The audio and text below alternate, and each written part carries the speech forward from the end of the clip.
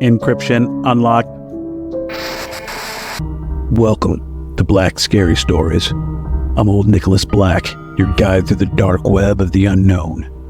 Today we decrypt a tale from the shadowy recesses of urban legend, the Black-Eyed Children. Prepare your firewalls, friends. This one is one code you do not want infiltrating your systems. In the world of the paranormal, stories of encounters with black-eyed children are among the most chilling. They approach your car or knock on your front door at night. They ask to come in. They need a ride or need to use your phone. They look like normal children until you get a good look at their eyes. Completely black. They demand to come in. They get pushy, expressing frustration that you won't do as they ask. You can't shake that growing sense of dread. Something is very, very wrong. So what are black-eyed children? The earliest known encounter with black-eyed kids happened in 1996 in Abilene, Texas. Brian Bethel, a journalist for the Abilene Reporter News, was sitting in his car outside the local cable company. He was using the light of the nearby theater marquee to write a check for the overnight drop box when they approached.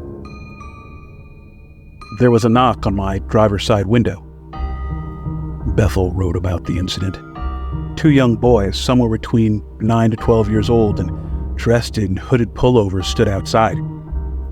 Bethel rolled the window down slightly, expecting the kids to ask him for money, but he immediately felt an incomprehensible, soul-racking fear. A conversation ensued between one boy, a somewhat suave, olive-skinned, curly-headed young man, and myself, Bethel said. The other, a red-headed, pale-skinned, freckled young man, stayed in the background. Now, when I first heard this story, I assumed the kids were going to ask him if he had heard about their Lord and Savior. But the boy explained that they wanted to see Mortal Kombat, but had forgotten their money at home and could they get a ride. But Bethel, well, he felt this irrational fear. He looked at the marquee, then down at the clock on his dashboard. The last showing of Mortal Kombat had already started. If he gave the kids a ride anywhere, the movie would be nearly over by the time they returned to the theater. All the while, the spokesman uttered assurances.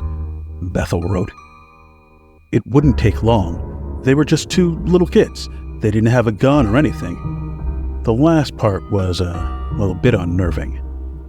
Bethel noticed that his hand was on the door lock. He pulled it away, then looked back at the boy outside the window. In the short time I had broken the gaze of the spokesman, something had changed and my mind exploded in a vortex of all-consuming terror, he said. Both boys stared at me with cold black eyes, the sort of eyes one sees these days on aliens or bargain basement vampires on late-night television. Soulless orbs like two great swaths of the starless night. He began to panic, but tried to appear calm. He apologized and made excuses why he couldn't help them. He put the car in reverse and began to roll up the window. My fear must have been apparent. The boy in the back wore a look of confusion. The spokesman banged sharply on the window as I rolled it up, his words full of anger echoing in my mind even today. "We can't come in unless you tell us it's okay. Let us in." I drove out of the parking lot in blind fear, and I'm surprised I didn't sideswipe a car or two along the way.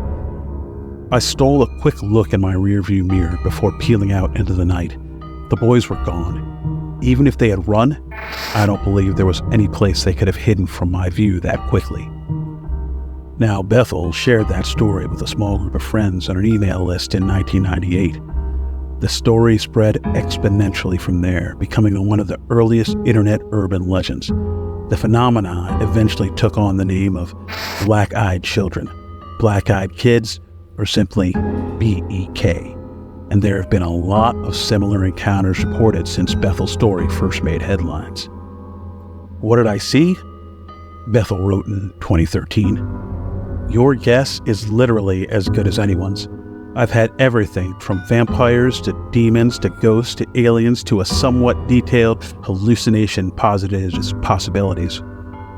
Another question lingers.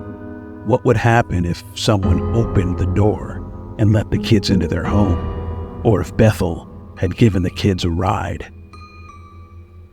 As much as I still don't know about what happened that night and why, here's one thing that I do know.